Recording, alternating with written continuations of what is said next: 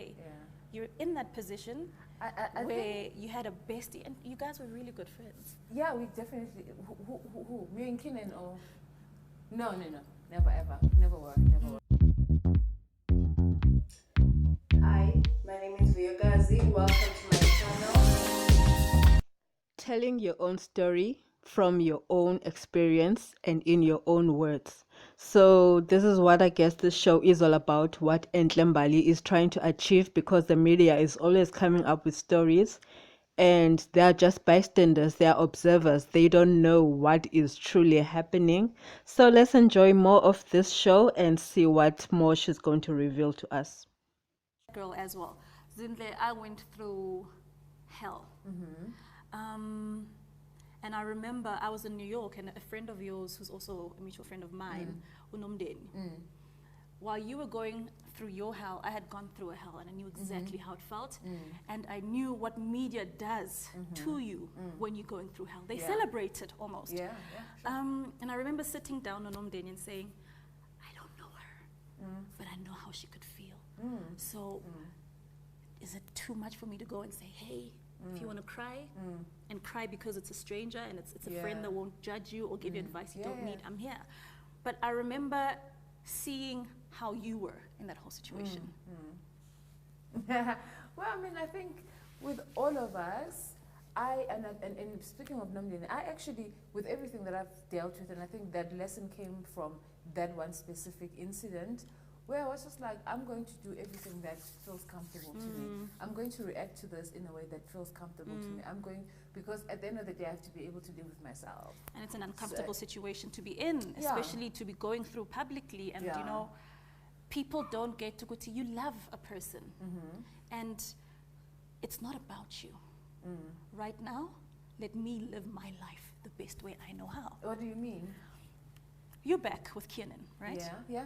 And I think a lot of people were just like, ngeke simsupport, uyasanya. And I felt it was insensitive, personally. I go through the same thing. I mean, I went through 2 scandals, cheating scandals. One, there was a sex tape. One was just wretchedness. And I remember in my pain, in my tears, in my strength, and in my stillness, there was one day, and I thought, why do I care so much? Why do I want to listen to society saying, he's cheated on you twice? Hamba. What is my heart saying? What is my spirit saying? And my spirit said, I'm tender, babes. Sit your ass down and do what you feel is best for you and your family. And I felt you do the exact same thing. I don't rob myself of things that I want and can acquire. You know what I mean? And I think the decision to be with the father of my child has nothing to do with my child, one, but also... That's also another question. No, not at all. It's definitely a decision, yes, about me. But I think for me, really, it's about, and I think it sounds pompous when you say I want to acquire things that I want, but I don't rob myself of things that I could question later. So if there's an opportunity for me and or for me and Keenan and for me and whoever to reconcile, and I feel like I want to take a chance, I will take a chance. You know what I mean? And then, because I don't want to question it 4 years later and say, was I being a complete like, immature child? Like the fact that I want to try, the fact that I have a feeling that I want to try, that I want to still be with this person is how I feel right now. And that's what I always go on. And you I always don't go regret. Yes, I always go on what I feel right now and making the best decision for myself right now. Tomorrow I might wake up and feel it's a bad decision to be back with the father of my child. Tomorrow I might wake up and feel like it's a great decision. But right now, as we sit here, me and you, being with the father of my child brings me joy. And that's what I want to do right now. So now we rewind, because I think we don't speak about our pain a lot as women. You go through it, you're strong. Everyone sees the facade of right, even when you're not fine. I'm going to backtrack. Now, the whole situation is happening. And it became very public. And now you're seeing your ex with another woman. You're seeing what you consider the love of your life posing and looking like it's better where he is. It might not be the case. How do you feel? It was, it was tough. Right? It was super tough. And I think I don't have an issue with how public it went. And when you say when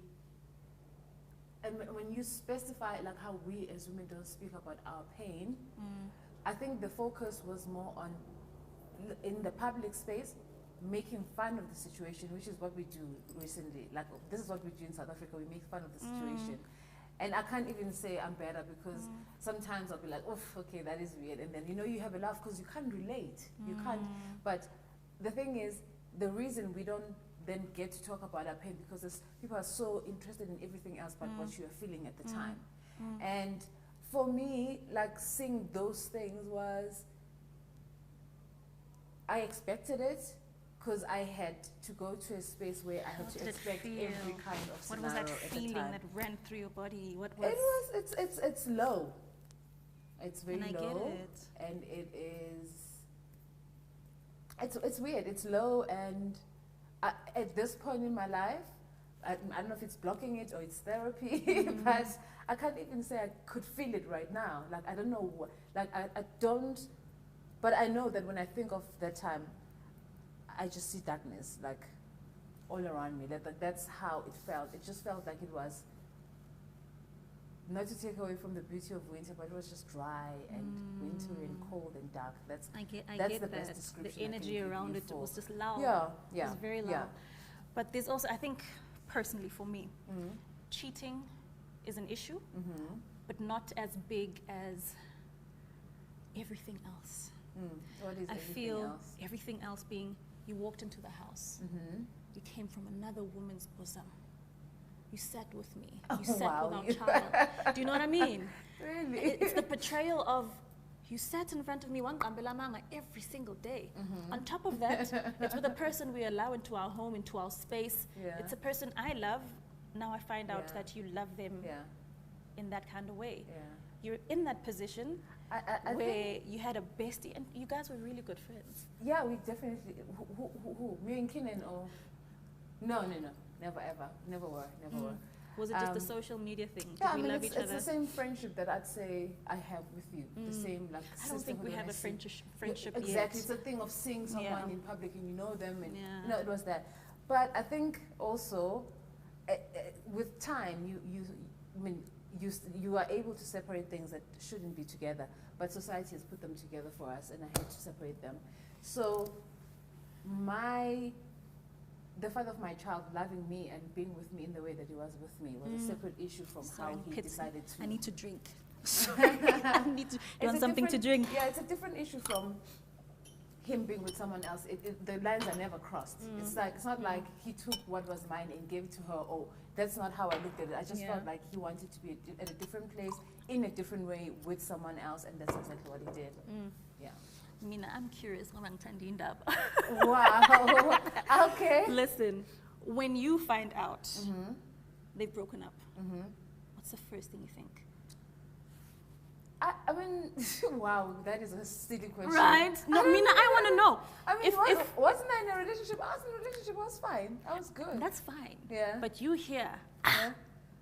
Those two. It's over. Banamang.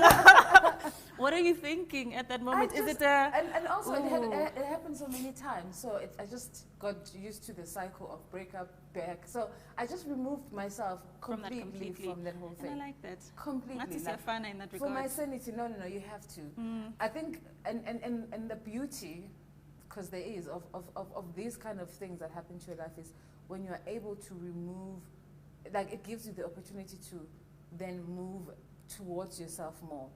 Because it forces you to, like, be with yourself. It forces you to... Exactly. And this is why I had to shut down social media and everything, just to be with myself and listen to my thoughts and listen to the things that I want for myself, what I'm thinking, whether it's a weak thought or not. Like, I just had to be with myself.